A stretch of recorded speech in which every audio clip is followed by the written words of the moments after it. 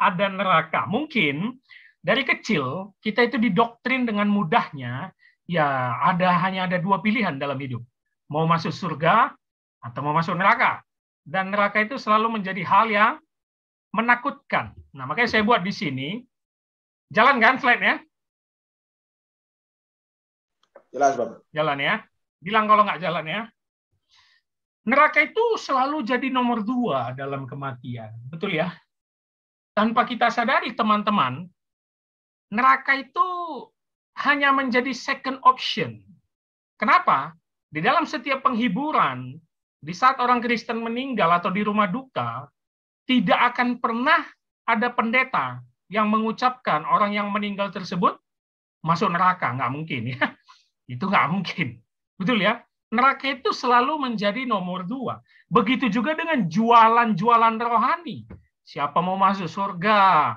Ya kan? Berikanlah banyak persembahan. Ikutlah Yesus. Begitu ya.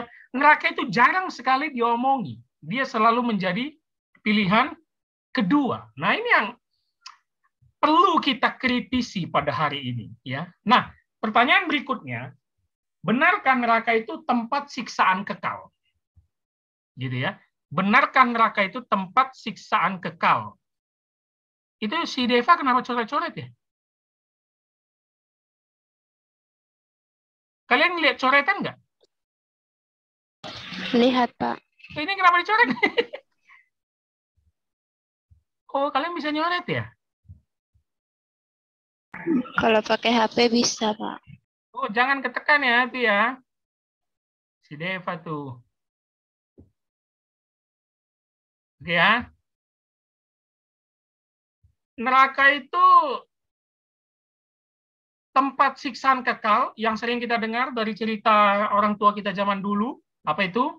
Nanti kalau masuk neraka, kita di situ disiksa, lidah kita dipotong, badan kita dibakar, nggak habis-habis sampai selama-lamanya. Benarkah seperti itu? Atau hanya tempat pembinasaan? Dalam arti, kalau orang masuk neraka, dihukum Allah, dibinasakan, hilang dia. Tidak ada lagi identitasnya. Jadi tidak ada selama-lamanya di neraka. Apakah seperti itu? Kita akan lihat nanti ya. Oke. Tunggu. Malah ini nggak bisa next ini. Oke. Kita lihat pandangan umum dulu. Di dalam pandangan umum, kita mulai dari ateis dan agnostik. Ya, ini orang-orang yang menolak percaya Tuhan. Nah, kalau menolak percaya Tuhan, berarti menolak adanya surga dan neraka. Itu adalah pandangan dari ateis dan agnostik. Sehingga mereka tidak peduli dengan segala hal soal surga dan neraka. Lalu ada pandangan universalisme. Apa itu pandangan universal? Neraka itu tidak sesuai dengan sifat kasih Allah. Nah, ini banyak juga nih dipegang nih oleh banyak hamba Tuhan. Kalau Allah itu maha kasih, masa dia menyiksa manusia yang diciptakannya selama-lamanya dihukum di neraka? Tidak mungkin. Karena Allah yang maha kasih pada akhirnya akan menyelamatkan semua orang. Itu pandangan universal. Nah, ada pandangan namanya anihilisme. Ini pun dipegang beberapa pendeta baik dari Eropa atau Barat. Anihilisme ini, hukuman di neraka itu bersifat sementara. Ya. Sehingga nanti Allah yang maha kasih akan menghapuskan mereka dan tidak ada lagi identitas mereka. Jadi mereka bukan disiksa selama-lamanya, seperti cerita yang kita dengar selama ini. Nah, kalau pandangan konservatif atau pandangan kebanyakan gereja yang kita pelajari, apa itu? Ya, neraka itu ada, bahwa upah dosa adalah maut. Ya, Roma 6 ayat 23. Sehingga hukuman yang terakhir diberikan orang yang tidak selamat dan tidak percaya Yesus adalah neraka, penghakiman. Ya, dan dikatakan di Wahyu ada kalimat apa? Mereka dilemparkan ke dalam lautan api dan hukumannya selama-lamanya. Nah, di Wahyu itu nanti kita akan lihat apakah betul seperti itu. Nah, ini pandangan umum yang beredar di masyarakat luas di seluruh dunia.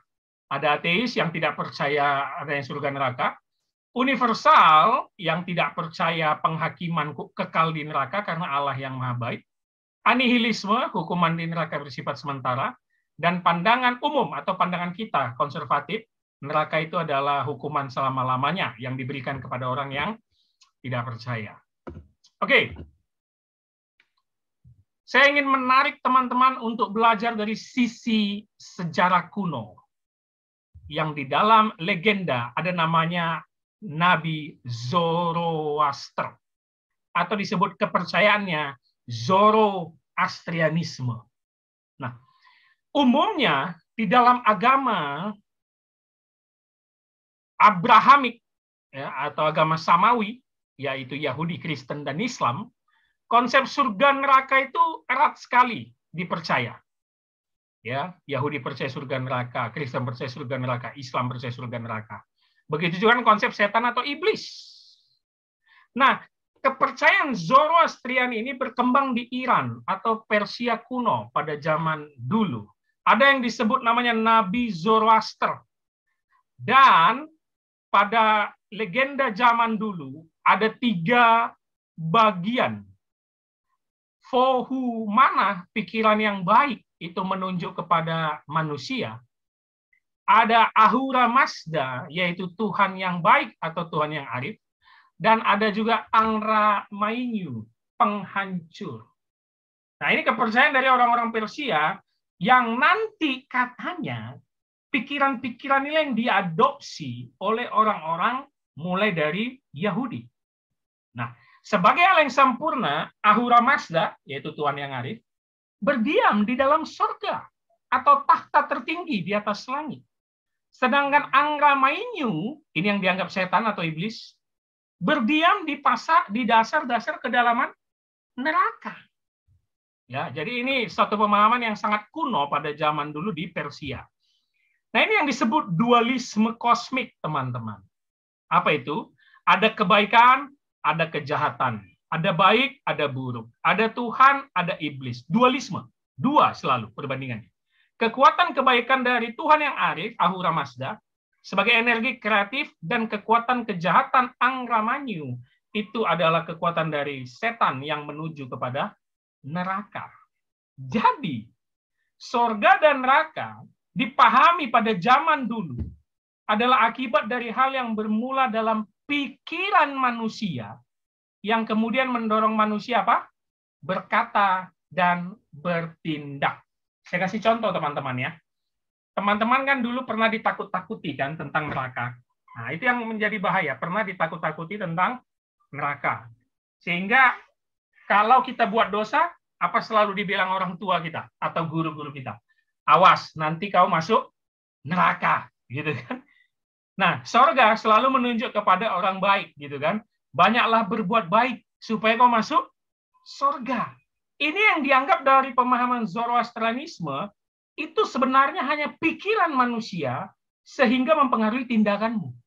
Kalau nggak mau masuk neraka, jangan jahat.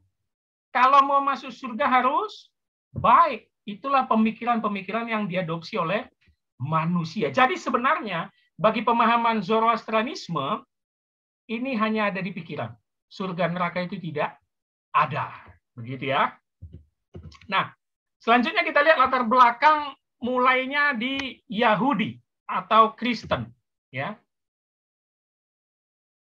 Nah, di dalam tradisi keagamaan Kristen munculnya soal pemahaman surga dan neraka itu tidak lepas dari kitab Daniel yang berapa minggu lalu kita pelajari ya, minggu lalu ya, dalam perjanjian lama di Daniel 11 ayat 12 itu tentang akhir zaman. Nah, teman-teman tahu, mungkin masih ingat minggu lalu saya katakan konteks kitab Daniel itu peperangan. Ya. Dan nubuatan Daniel, ya, penglihatan dia di masa depan bahwa umat Tuhan atau Yahudi itu akan dijajah oleh banyak bangsa. Syria, Persia, Yunani, Mesir, Palestina, Roma. Sehingga ini konteksnya adalah peperangan. Sehingga di masa itu bangsa Yahudi sedang mengangkat senjata melawan imperium Syria yang diperintah Antiochus keempat Epiphanes. Sehingga melancarkan politik Helenisasi, ya, membuat orang memegang budaya ya Yunani, itu Helenisasi ya, memegang budaya Yunani.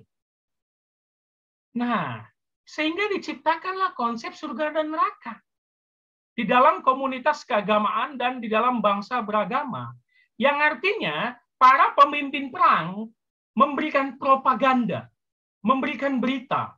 Kalau kita menang di dalam peperangan, maka kita akan masuk surga. Sedangkan lawan kita yang kita kalahkan, maka mereka akan masuk neraka. Itu adalah kalimat untuk memotivasi semua panglima-panglima perang supaya semangat perang. Nah, ini jadi konteks dari latar belakang perang pada zaman dulu, teman-teman. Munculnya konsep surga neraka itu karena perang. Dan selalu diiming-imingi, kalau berhasil menang, tetap masuk surga. Kalau kalah, nanti kita masuk neraka. Maka itu kekuatan kita harus lebih kuat daripada musuh kita. Bayangkan. Itulah konsep cara berpikir mereka pada zaman dulu. Sehingga konsep itu diciptakan hanya untuk mengiming-imingi pasukan agar menang perang. Sejatinya, mereka tidak tahu konsep surga dan neraka itu ada atau tidak. Karena bagi mereka yang membaca kitab Daniel pada zaman dulu, mereka pun bingung dengan konsep surga dan neraka. Karena Daniel kan sebelum Masehi, ya, sangat lama sekali. Nah, ini kita melihat perbandingannya dari tadi kepercayaan Zoroastrianisme dan sekarang latar belakang peperangan, ya. Nah, coba kita masuk lagi lebih dalam. Ternyata ada dua tujuan, ini yang saya katakan tadi. Dari konsep yang diciptakan surga dan neraka itu. Yang pertama, membangun semangat tempur. Nah, itu dia. Sampai titik darah penghabisan. Jadi ini yang kalau kita sering dengar, mati syahid, ya. Kalau teman-teman tahu berita dari zaman dulu, teroris, gitu ya, yang selalu membom badannya, menganggap dia akan masuk surga karena itu adalah jalan mati syahid, jihad kalau bagi mereka, ya, padahal tidak seperti itu pengertian jihad, dan mereka yakin mereka masuk surga. Nah, seperti itu. Yang kedua, ada pemahaman jangan takut dan jangan kehilangan kepercayaan, sebab akan tiba saatnya ketika zaman dan sejarah dunia berakhir, musuh mereka dibalas oleh Allah dan dibuang ke neraka. Ingat pesan Daniel di ayat terakhirnya apa? Setialah engkau, gitu ya. Dikatakan malaikat, ya. Jadi itu diambil menjadi propaganda perang pada zaman dulu, bahwa musuh mereka itu akan dihukum Allah ke dalam api neraka. Nanti teman-teman bisa lihat, dan ini ditafsirkan dari Daniel pasal 12 ayat 2. Nah, masuk ke zaman Bapak Gereja, Santo Agustinus, ini zaman Bapak Gereja, dia pun menulis lewat keajaiban yang dibuat Allah yang Maha Kuasa, mereka menunjuk kepada makhluk yang masuk neraka, dapat terbakar tanpa hangus dan menderita tanpa mati. Artinya, Santo Agustinus memiliki pemahaman bahwa neraka itu adalah hukuman Allah untuk orang-orang fasik yang bukan umatnya. Itu adalah keajaiban yang Maha Kuasa, katanya. Ya, makhluk-makhluk hidup yang diganjar hukuman neraka itu dapat terbakar tanpa hangus dan menderita tanpa mati. Nah, Santo Agustinus memegang pemahaman neraka adalah penyiksaan kekal di mana kita akan berkali-kali disiksa tanpa mati di neraka itu. Lidah kita dipotong berulang-ulang, mata kita dicungkil berulang-ulang, badan kita dibakar berulang-ulang tanpa rasa dan tanpa mati. Bayangkan ya, ada pemahaman seperti itu. Itu pemahaman dari Santo Agustinus, Bapak Gereja. Menarik. Sekarang kita coba masuk lebih dalam, apa kata Alkitab. Nah,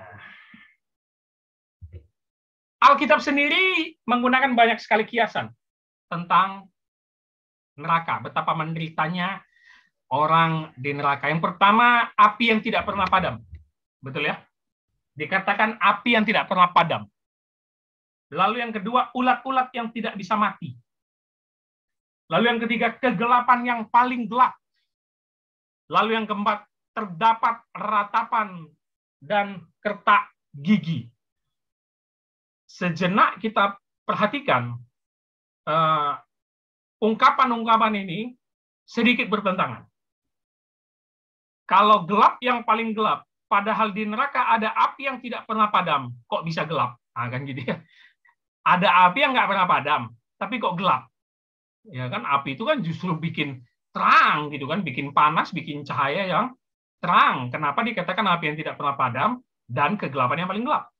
Lalu kenapa mesti hewannya ulat gitu ya? kok hanya ulat gitu, kenapa nggak ada cacing yang ditulis Alkitab, kenapa ulat gitu loh.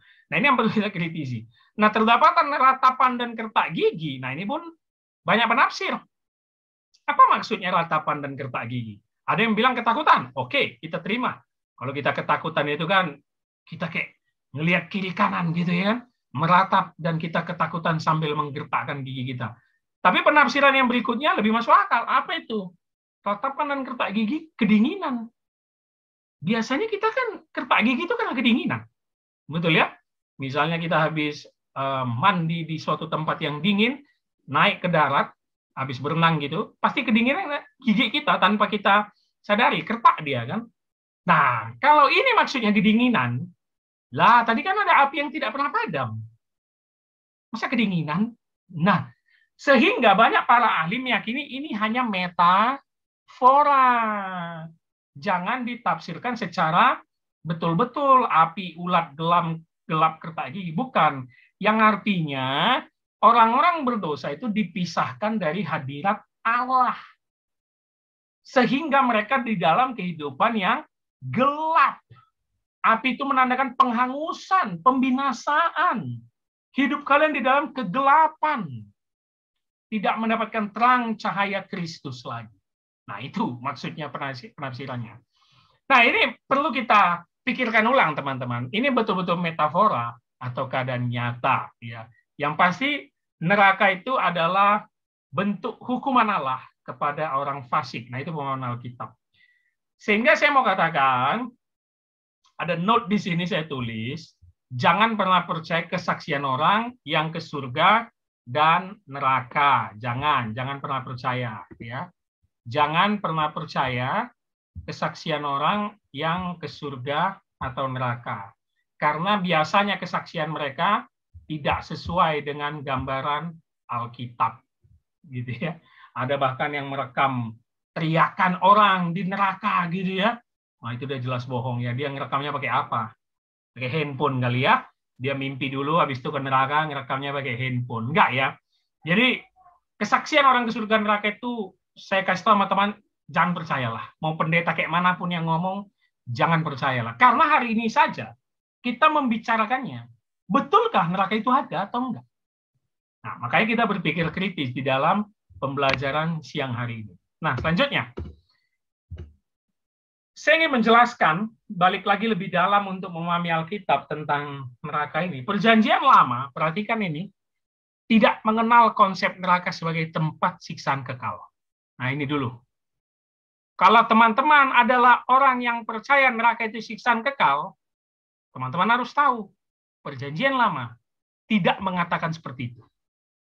Bagi Perjanjian Lama, keadaan orang fasik dibinasakan dan dilenyapkan. Itu ada di Mazmur. Banyak di Mazmur kan. Dihanguskan, dihapus dari kitab kehidupan. Meleleh seperti lilin dan lenyap bagai asap. Berarti nggak disiksa. Berarti nggak diulang-ulang penyiksaannya. Langsung hilang, langsung lenyap. Dibakar sampai habis. Nah, itu ada juga rujukannya di Maleakhi 4 ayat 1. Atau imajinasi yang lebih merendahkan, bangkainya dimakan ulat yang tak akan mati, api yang tak akan padam di kitab Yesaya. Tetapi tetap saja tidak ada kesan siksaan kekal terhadap jiwa yang tetap sadar. Bagaimana mungkin kalau kita sadar di neraka, lidah kita dipotong berulang-ulang, tapi kita muncul lagi lidah baru, muncul lagi lidah baru, nggak ngerasa kesakitan, muncul lagi lidah baru. Itu hukuman macam apa? Itu tidak alkitabiah ya. Jadi yang selama dari kecilnya ditakut-takuti seperti itu, jangan percaya. Nggak ada itu. Oke? Berikutnya. Nah, kalimat siksaan kekal yang di dalam Matius adalah terjemahan yang kurang tepat. Nah, mungkin kalian akan bilang, Pak, itu ada, Pak, neraka siksaan kekal di Matius 25. Kurang tepat. Karena diterjemahkan hukuman kekal, bagusnya. Bukan siksaan. Beda. Siksaan itu yang seperti saya katakan tadi. Lidah kita dipotong berulang-ulang, mata kita dicungkil berulang-ulang. Tapi hukuman kekal bukan seperti itu. Hukuman abadi. Karena terjemahan kita bahasa Inggris juga eternal punishment. Bukan eternal torment. Nah, itu dia bedanya. Lalu bagaimana dengan api yang kekal? Yang ada di Matius juga. Atau api yang tidak terpadamkan? Justru ini kalau ditafsirkan, Api yang kekal itu menunjukkan kualitas api yang sangat dahsyat. Seperti kasus Sodom dan Gomora. Bukan lamanya nyala api. Ya, dengar ya, saya ulang ya. Api yang kekal bukan menunjukkan durasi, api itu terus membakar orang neraka. Bukan. Tapi itu kualitas api yang artinya api ilahi yang membakar jiwa orang berdosa. Harus dong api ilahi, nggak mungkin api dari kompor gas kita kan. Kompor gas kita nggak kuat apinya, gitu kan. Atau api di mana lagi? Belum kuat. Api ilahi di neraka lah satu-satunya api yang bisa membakar jiwa orang berdosa. Jadi bukan soal durasi ya. Bukan soal lamanya api itu selama-lamanya, bukan. Tetapi kualitas api, yaitu api ilahi untuk membakar orang berdosa. Nah, jadi konsep siksaan kekal perlu kita pikirkan ulang kembali. Ternyata tidak seperti yang kita bayangkan. Nah, berikutnya. Jadi, kita punya kesimpulan, Alkitab cenderung menganggap nasib orang fasik atau orang jahat adalah kebinasaan, bukan siksaan kekal. Yesus berkata, janganlah kamu takut kepada mereka yang dapat membunuh tubuh, tetapi yang tidak berkuasa membunuh jiwa. Takutlah terutama kepada dia yang berkuasa membinasakan. Dengarkan itu, ada kata membinasakan. Baik jiwa maupun tubuh di dalam neraka. Sehingga neraka adalah tempat pembinasaan, bukan tempat siksaan kekal. Dan imajinasi api yang tak terpadam atau api yang kekal itu hanya menunjuk kualitas api, bukan durasi menyalanya api. Sehingga jiwa itu dianggap tidak bisa mati oleh api biasa di dunia ini. Seperti saya katakan tadi, api kompor gas, tetapi diperlukan api khusus. Apa itu? Api neraka. Jiwanya itu loh langsung dibakar oleh api ilahi, api neraka. Bukan disiksa di satu tempat gitu. Saya harap teman-teman nangkap, nanti kalau bingung bisa tanya lagi ya. Jadi kita bukan masuk neraka, disiksa, dipotong-potong badan kita, lidah kita dipotong-potong, habis itu muncul lagi. Enggak. Kita langsung dibinasakan. Kalau kata Mazmur tadi apa? Lenyap. Seharusnya kalian punya pertanyaan dari penjelasan ini. Ini banyak pemikiran kita di sini, seharusnya untuk menjawab ini ya. Nah, sedikit saya berikan pemahaman tentang dunia orang mati yang seharusnya teman-teman sudah banyak dengar di dalam pendalaman Alkitab kita. Kemarin juga ada yang nanya kan, apakah Seol, Hades itu neraka? Gitu ya. Bukan ya. Ini adalah pemahaman orang Yahudi. Jadi bagi pemahaman orang Yahudi pun, dari kitab Perjanjian Lama, mereka itu nggak kenal namanya neraka. Mereka itu kenalnya Seol, itu bahasa Ibrani. Lalu di Perjanjian Baru, bahasa Yunaninya Hades. Ya, itu ditulis 65 kali dan 42 kali dalam Alkitab. Seol 65 kali ditulis, Hades 42 kali. Nah, mereka memahaminya ini tempat tinggal orang fasik atau tempat penyiksaan dan juga tempat penantian. Siapa yang nanya ini 2 minggu lalu? Ada nggak ya yang nanya tentang pemahaman tempat sementara sebelum masuk surga neraka? Saya lupa. Itu pemahaman yang berkembang dan itu dipahami orang Yahudi kuno. Jadi bagi mereka yang mati itu berada di Seol. Nah, lalu Perjanjian Lama juga memakai neraka itu lembah Hinom. Yang akhirnya di Perjanjian Baru disebut Gehenna. Lembah Hinom dan Gehenna. Ini pun punya konteks sejarah.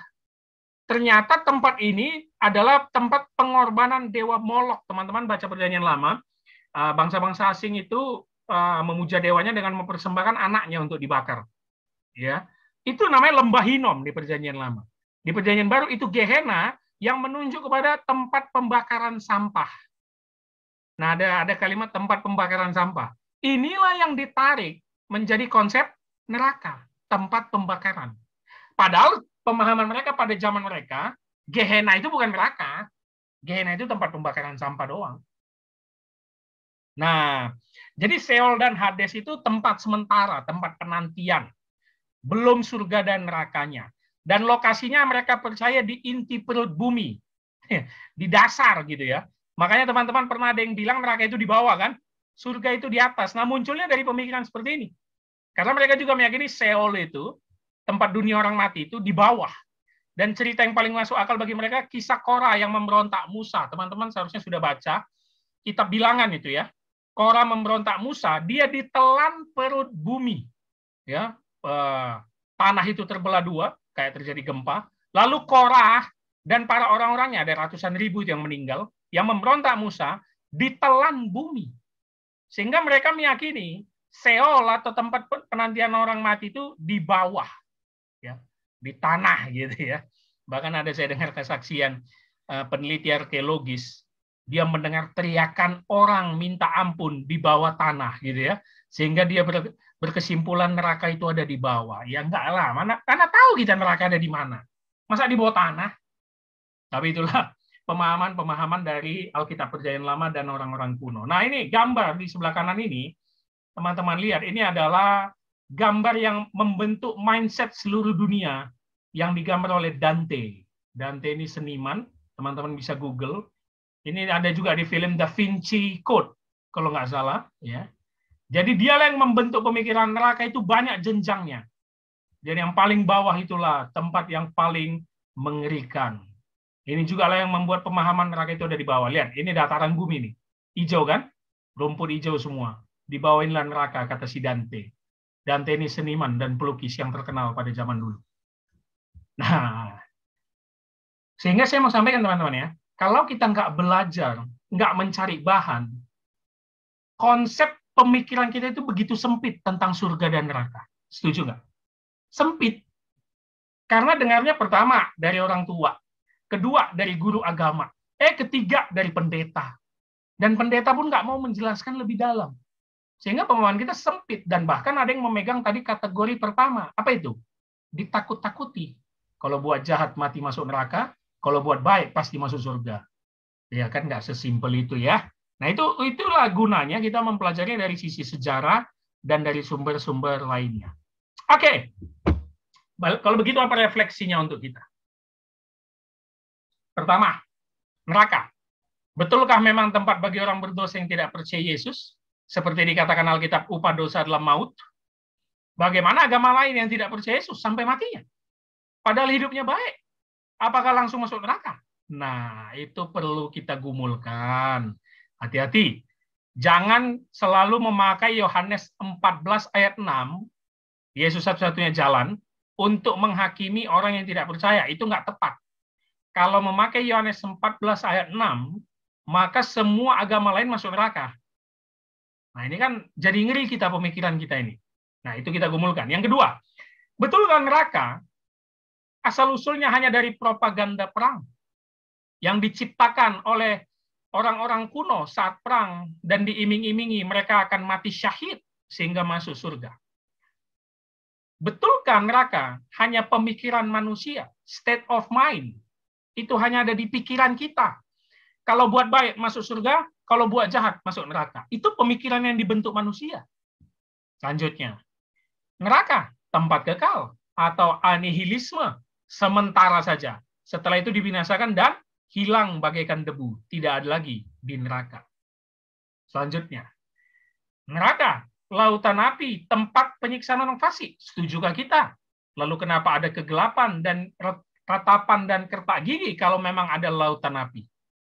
Nah, itu juga perlu kita kritisi. Dan neraka hanya menjadi misteri akhir zaman.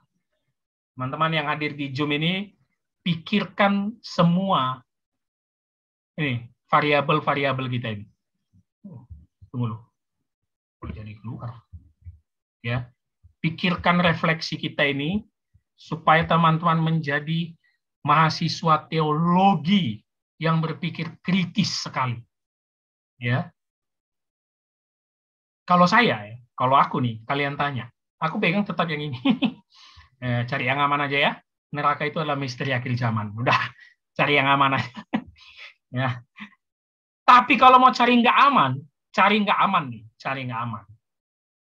Aku pilih ini, neraka anihilisme.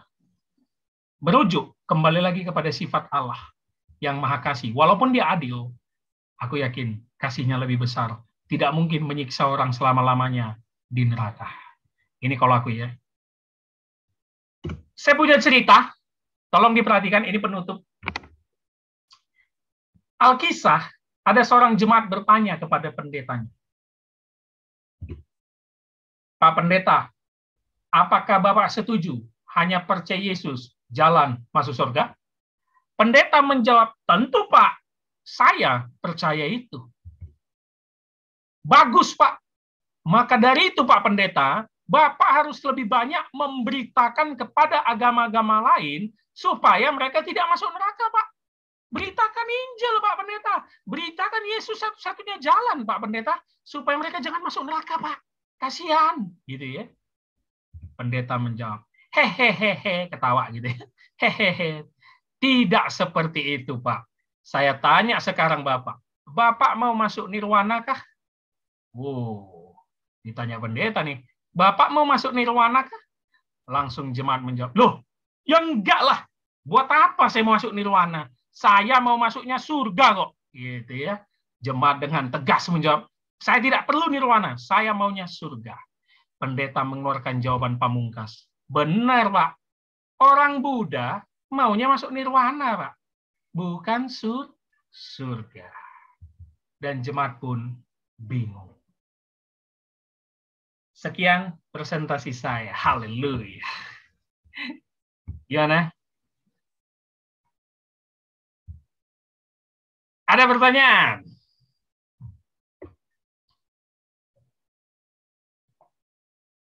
Silakan. Lumayan membingungkan, Pak. Tapi kalian terakhir tahu cerita refleksi itu maksudnya apa? Ada yang tahu nggak kenapa pendeta itu nanya, Bapak mau masuk nirwana nggak? Karena beda tujuan, Pak. Beda tujuan. Oke, yang lain paham nggak cerita refleksi kisah terakhir tadi, pendeta dan jemaat tadi? Kalau nggak paham, biar aku jelaskan nih.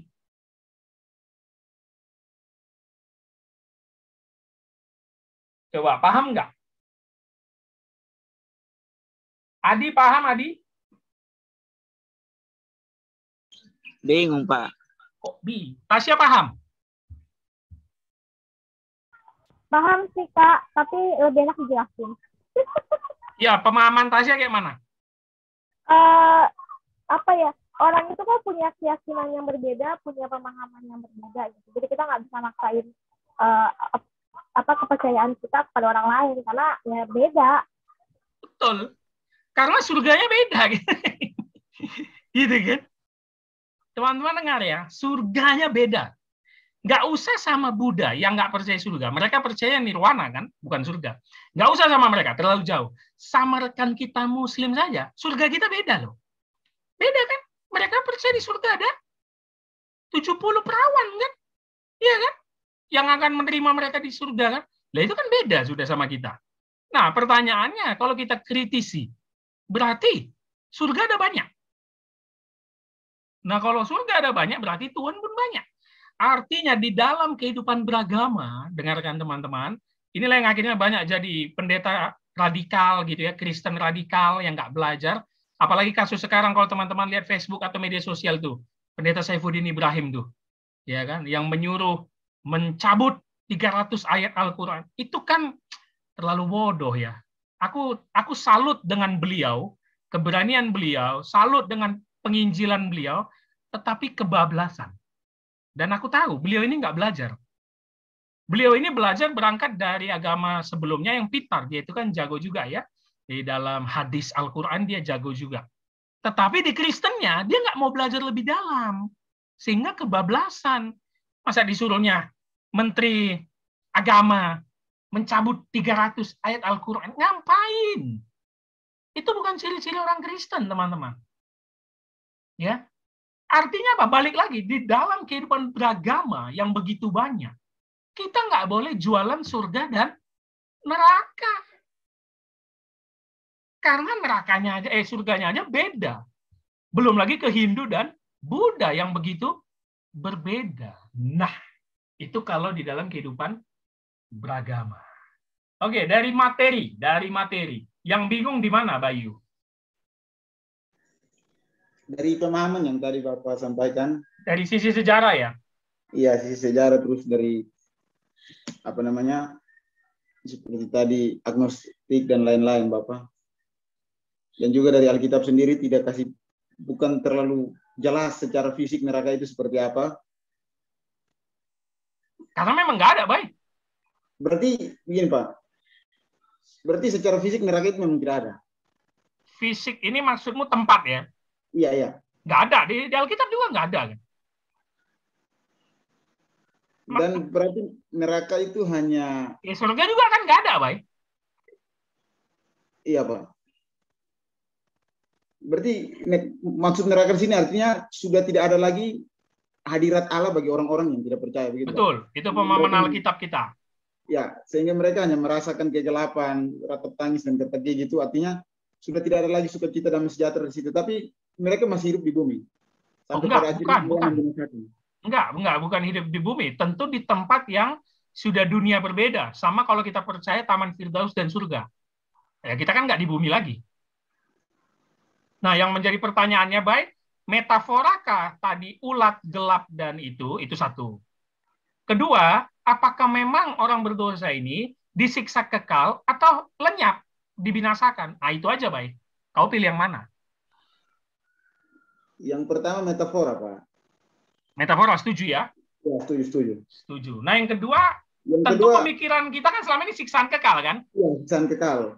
Karena kita pikir seperti yang kesaksian-kesaksian tambah lagi mungkin dari pengajaran. Nah, itu dia tuh. Nah, hari ini kita belajar dari satu sudut pandang. Sekali lagi, baik, kita kemarin udah belajar kekayaan tafsiran. Kalaupun tetap ada yang megang itu siksaan kekal atau teman-teman di sini megang itu, nggak ada masalah, baik.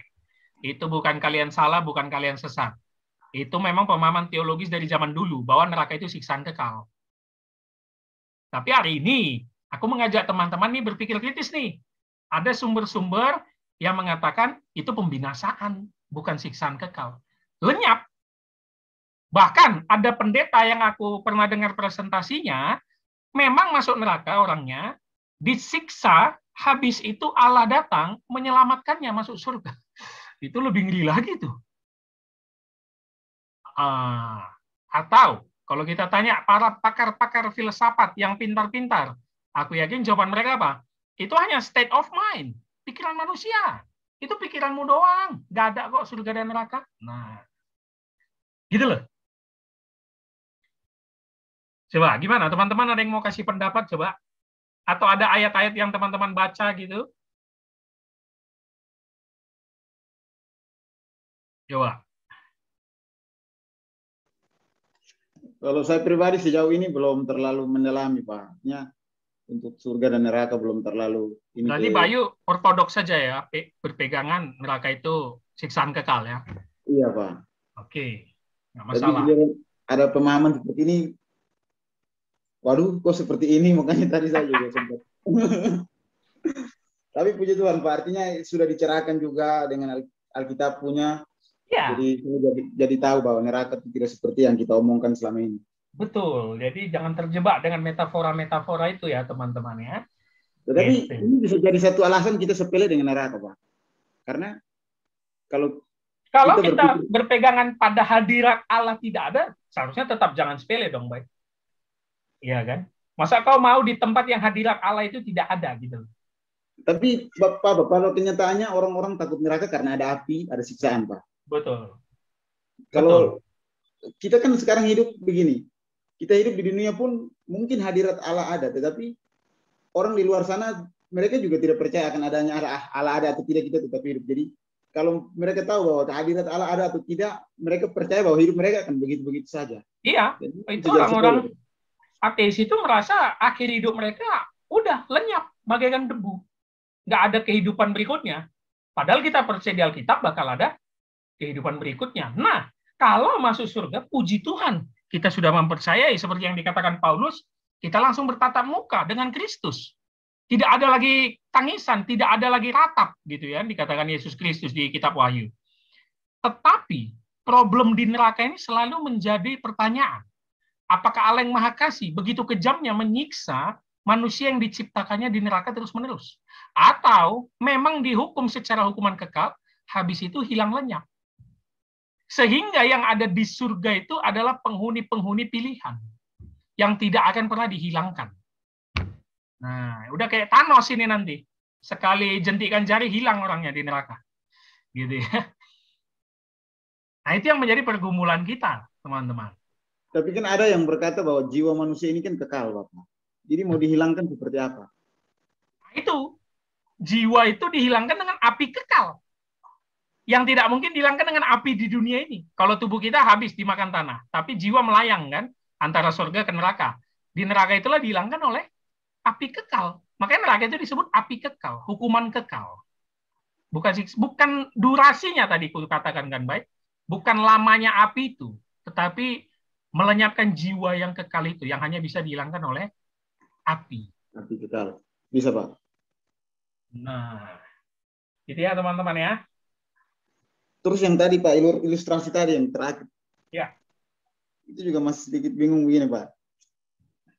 Tadi kan Bapak bilang, ya pemahaman mereka kan beda-beda. Orang Buddha nirwana, Ya. kita kan Kristen kan surga, dan surga Islam pun beda.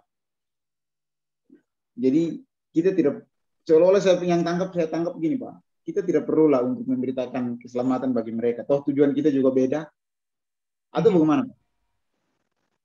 Penginjilan, aku kan selalu bilang ya, penginjilan memberitakan Kristus bukan membawa ayat-ayat. Terkhusus yang aku bilang tadi, Yohanes 14 ayat 6 itu selalu digaungkan itu. Ya, tidak ada jalan lain. Kalau bukan, no problem. Itu pemahaman kita, itu no problem. Kita percaya itu semua. Yesus satu-satunya jalan. Amin.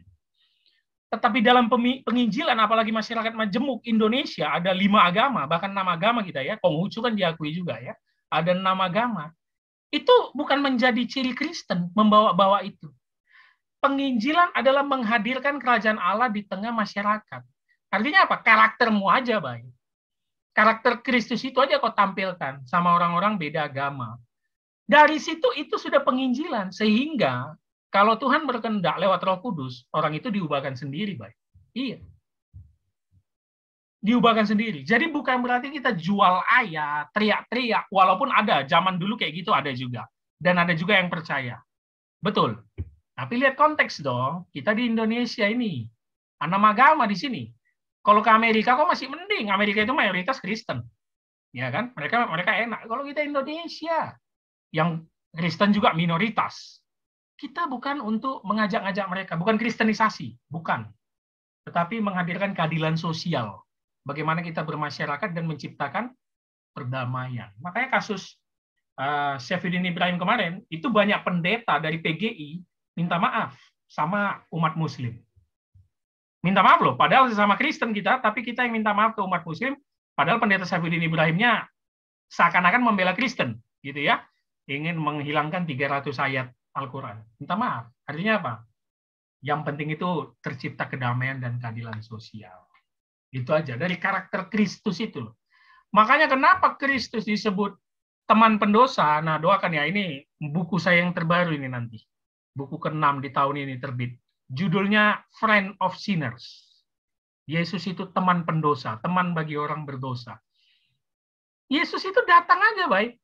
Duduk nongkrong sama pemungut cukai yang dianggap berdosa, nyantai dia minum teh manis gitu kan. Langsung ahli Farisi sibuk, ahli Taurat dan Farisi. Kenapa kau nongkrong sama orang berdosa? Yesus langsung gampang menjawabnya apa? Aku datang bukan untuk orang sehat, tapi orang sakit. Nah, lalu Yesus jalan-jalan ke Dekapolis ya. Itu daerah bangsa asing yang kalau kita bisa bilang sekarang beda agama. Dia jalan-jalan di situ, dia bikin mujizat. Dia memberi makan 4.000 orang.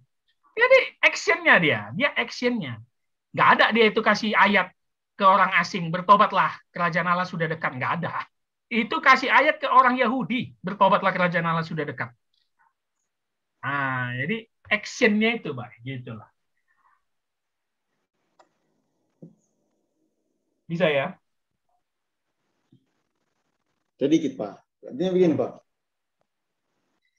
Kita dalam masyarakat majemuk tidak boleh sembarang radikal untuk memperkristenkan orang begitu. Ya. Tetapi tadi Bapak juga kasih cerita tentang Yesus bahwa dia juga pergi ke orang berdosa, dia ini dengan mujizat dia bisa mempertobatkan mereka, Pak. Ya. Ya kan? Yang kita lihat misi Yesus sendiri untuk buat orang lain percaya kepada dia. dan juga murid-murid Yesus, kenapa mereka menderita di ini, karena mereka ditolak oleh pemerintah waktu itu. Ya. Sehingga mereka bukan toleransi, tetapi mereka tetap tanamkan mereka punya nilai Kristen. Apapun yang terjadi, kita tetap pegang agama kita untuk bisa memberitakan Kristus di semua orang. Tetapi Bapak bilang tadi, ini kan perbedaan konteks. Apakah perbedaan konteks bisa merubah kita punya warna penginjilan atau bagaimana, Pak? Betul. Makanya ada pembelajaran kontekstualisasi kan, teologi kontekstualisasi. Sehingga dari perbedaan zaman ke zaman, dari perbedaan tempat ke tempat, kita harus tahu cara menginjilinya, kan begitu ya. Sama kayak kisah di orang Batak kami, baik. Sebelum Nomensen, ya, sebagai orang yang diagungkan sebagai pendiri Kristen di Tanah Batak, HKBP, munculnya KBP mulai dari Nomensen. Sebelum Nomensen itu, baik, ada datang 2 misionaris Jerman. Tetapi ini kawan 2 orang radikal, baik. Ya sama itu, radikalnya kayak Yohanes Pembaptis tuh. Bertobatlah, kalau nggak kalian masuk neraka. Percaya Yesus lah, kalau kalian nggak masuk. Tahu apa yang terjadi, baik? Dimakan. Ya, makanya dibilang orang Batak itu makan orang. Dibelah jantungnya, dibelah badannya, diambil jantungnya, dimakan sama orang Batak. Itu sejarah sampai sekarang masih ada tuh. Nah, Nomensen datang dari Jerman juga. Yang dia lakukan bukan langsung buka Alkitab. Tahu nggak ngapain Nomensen? Bangun sekolah. Bangun sekolah dia, baik. Anak-anak orang Batak yang nggak bisa baca, diajaknya ke situ. Nggak pernah sekalipun dia ngeluarin ayat Alkitab. Nggak pernah. Bangun sekolah, tak. Orang Batak akhirnya banyak bantu dia, segala macam. Barulah ketika masyarakat itu kumpul dan melihat dia baik, barulah diberitakannya. Dulu orang Batak itu baik namanya menyembah Mula Jadi Nabolon, itu bahasa Bataknya ya, atau Mula Jadi Nabolon itu kayak Tuhan di pohon gitulah yang mereka sembah. Baru Nomensen menceritakan, kalian tahu yang kalian sembah selama ini itu yang di pohon Mula Jadi Nabolon itu sebenarnya Allah pencipta langit dan bumi, dan dia sudah mengutus anaknya 2000 tahun lalu menyelamatkan kita. Jadi kalian tahu siapa Mula Jadi Nabolon itu? Yesus namanya. Mulai masuk penginjilan. Nah, aku salut dengan orang yang misionaris. Kita harus angkat topi dengan orang misionaris. Karena kita enaknya di kota-kota besar doang ya. Mereka itu berjuang, dan aku yakin teologi kontekstualisasi mereka nggak mungkin radikal, baik. Pasti akan langsung ditolak. Nah, itu pentingnya kontekstualisasi. Betul, kalau kita baca kisah para rasul, murid-murid radikal memang ya. Mereka nggak takut mati, nggak takut. Mereka selalu memberitakan nama Yesus. Betul, it's okay. Saya juga salut dengan orang yang berani gitu. Makanya tadi saya bilang, saya salut sebenarnya sama pendeta Saipudin Ibrahim. Aku nggak tahu sih itu pendeta atau enggak ya. Kayaknya bukan ya. Dia nggak ada gerejanya itu. Dia radikal, berani.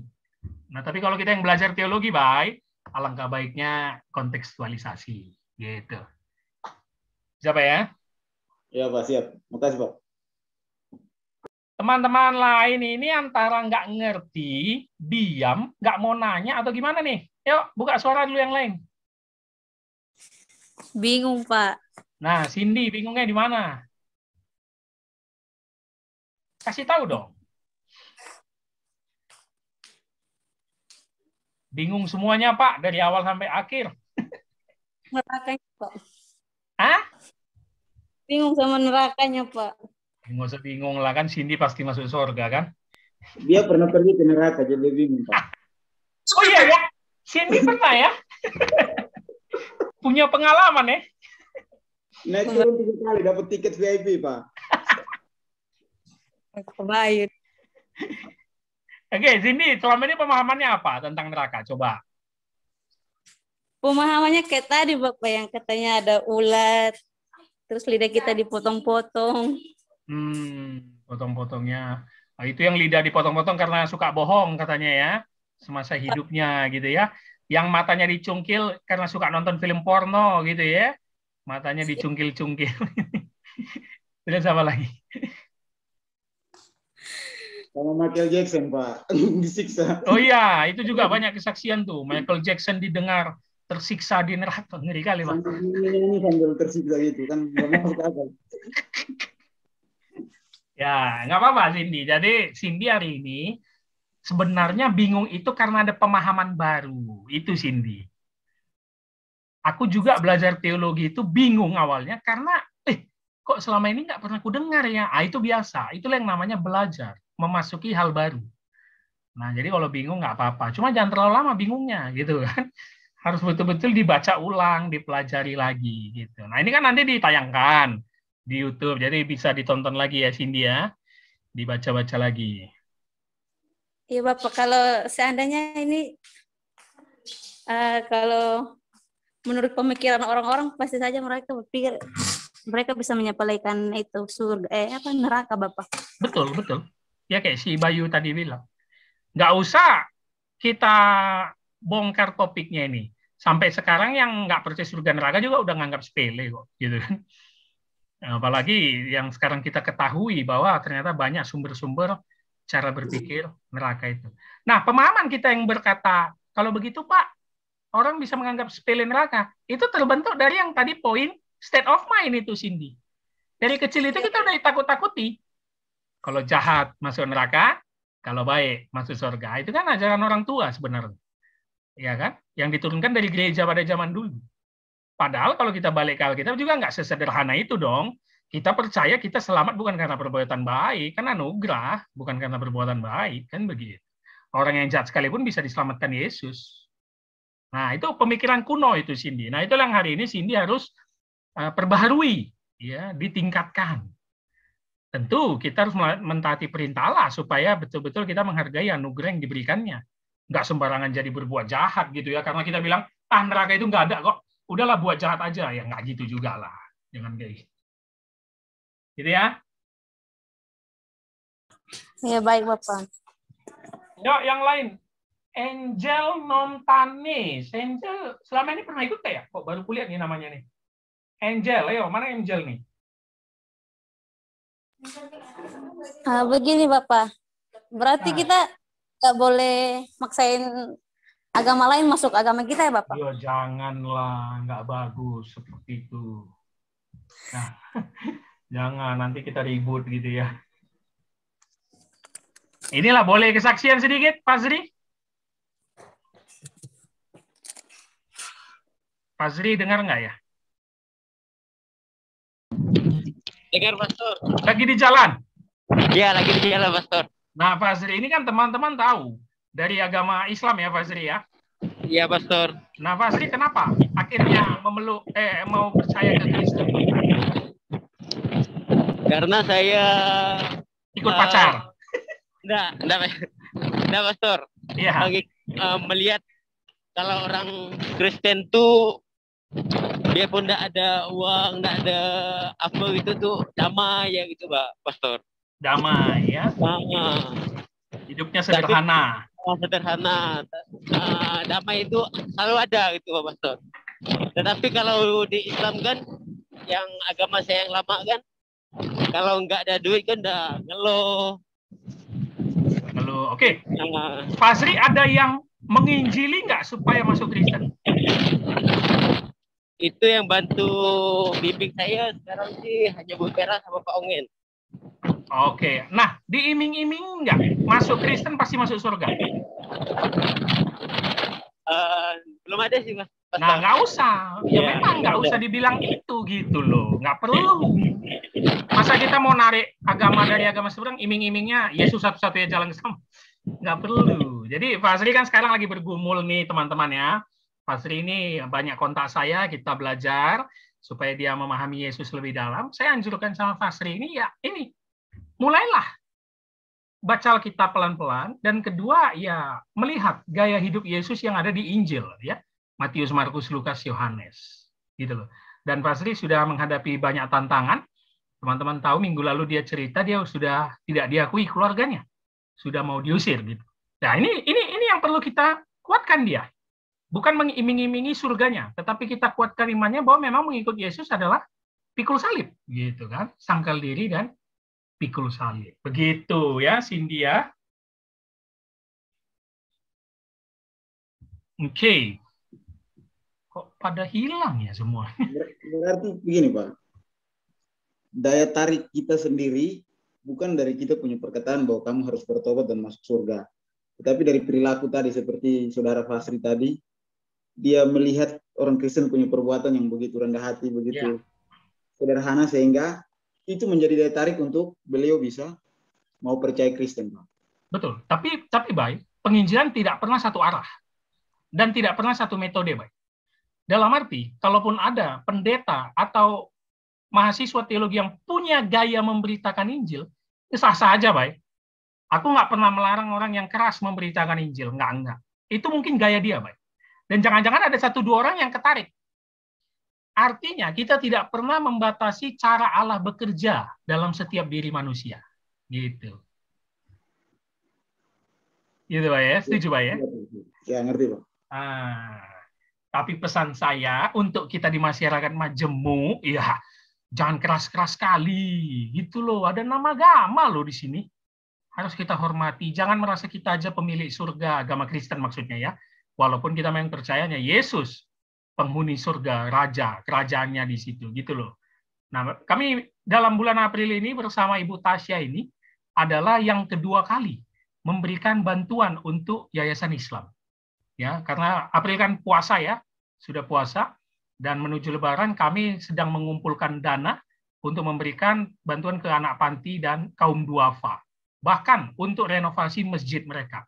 Nah, ada yang tanya sama saya, Pak Aro, ngapain sih buat yayasan gitu, bantu-bantu agama lain lagi loh. Ini amanat agung Tuhan Yesus ini seperti ini gitu loh. Bukan soal diomongannya aja memberitakan Injil gitu ke ujung bumi gitu kan. Tetapi harus lewat perbuatan. Makanya dalam bahasanya perbuatan itu berbicara lebih keras daripada omongan kita. Nah, jadi bukan omongan yang bicara keras tapi harus perbuatan kita.